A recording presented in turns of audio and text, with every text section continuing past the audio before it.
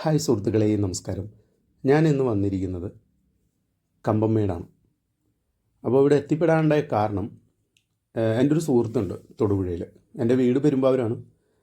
അപ്പോൾ അവനെ വിളിച്ച് ഞാൻ ചോദിച്ചപ്പോൾ പറഞ്ഞു, വാ നമുക്കൊന്നൊന്ന് കറങ്ങാമെന്ന് പറഞ്ഞു. അപ്പോൾ പെരുന്നാളായിട്ട് എവിടെയും പോയില്ല. അങ്ങനെ ഞാൻ നേരെ അവൻ്റെ വീട്ടിലേക്ക് പോയി. അവിടെ ചെന്ന് കഴിഞ്ഞപ്പം ഞങ്ങൾ ആദ്യം പ്ലാൻ ചെയ്തത് കുളമാവ് പരിസരമൊക്കെ ഒന്ന് കാണാമെന്ന് ഓർത്താണ് ഞങ്ങൾ ചെന്നത്. കുളമാവ്, അതുപോലെ തന്നെ കുളമാവിൽ നിന്ന് നമ്മൾ ഇടുക്കി പോകുന്ന റൂട്ടിലൊക്കെ നല്ല രസമാണ്. നല്ല എന്താ പറയുക, മഞ്ഞിൻ്റെ നല്ല കോടയും നല്ല ക്ലൈമറ്റാണ്. അതിൻ്റെ ഒരു വീഡിയോ ഞാനിതിൽ ചെയ്യുന്നുണ്ട്.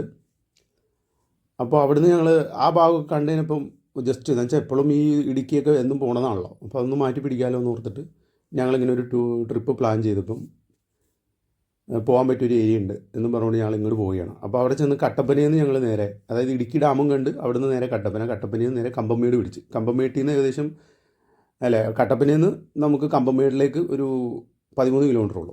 അങ്ങനെ ഞങ്ങൾ കമ്പംമേട് ചുരം കയറി, ചുരം ഇറങ്ങി നേരെ കമ്പംമേട് എന്നിട്ട് നേരെ കമ്പത്തേക്ക് പോയി കഴിഞ്ഞപ്പോഴത്തേക്കും നമ്മുടെ കേരളത്തിൻ്റെ കാലാവസ്ഥ മൊത്തത്തിൽ മാറി, കാണാനുള്ള ഭംഗി മാറി. രണ്ട് സൈഡും മലയും.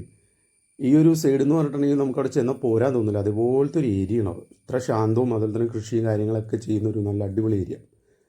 അപ്പോൾ അവിടെ കൂടുതൽ കൃഷി ചെയ്യുന്നത് മുന്തിരി, അതുപോലെ തന്നെ പഴവർഗ്ഗങ്ങൾ, പൂക്കൾ, വാഴ, ഒരുപാട് എന്ന് വെച്ചാൽ ഇപ്പോൾ ഇതിൽ ഏത് പറഞ്ഞറിയിക്കാൻ പറ്റില്ല, അതുപോലത്തെ കൃഷിയും കാര്യങ്ങളാണ് അവിടെ ചെയ്യുന്നത്. അപ്പം ഞങ്ങൾ അവിടെ നിന്ന് അത്യാവശ്യം ഹോൾസെയിൽ അവിടെ നിന്ന് തന്നെ പറിച്ച് വിൽക്കുന്ന കുറച്ച് സാധനങ്ങളുണ്ട്. മുന്തിരി, കപ്പലണ്ടി, ഇതുപോലുള്ള സാധനങ്ങളൊക്കെ. അപ്പോൾ അതൊക്കെ ഞങ്ങൾ ഒരേ പാക്കറ്റ് മേടിച്ചു, കാരണം ഞങ്ങൾ പോയത് ബൈക്കിനാണ്.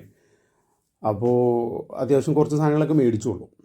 കാണാനുണ്ട്, ഒത്തിരി കാണാനുണ്ട്. അപ്പോൾ നമ്മൾ ഇങ്ങനെ ഒരു ട്രിപ്പ് പ്ലാൻ ചെയ്യണമെങ്കിൽ നേരെ ഒരു കമ്പം തേനി നമ്മളൊന്ന് പ്ലാൻ ചെയ്താൽ നമുക്ക് എത്തിപ്പെട്ട് എൻജോയ് ചെയ്യാൻ പറ്റിയ നല്ലൊരു അടിപൊളി സ്ഥലമാണ്.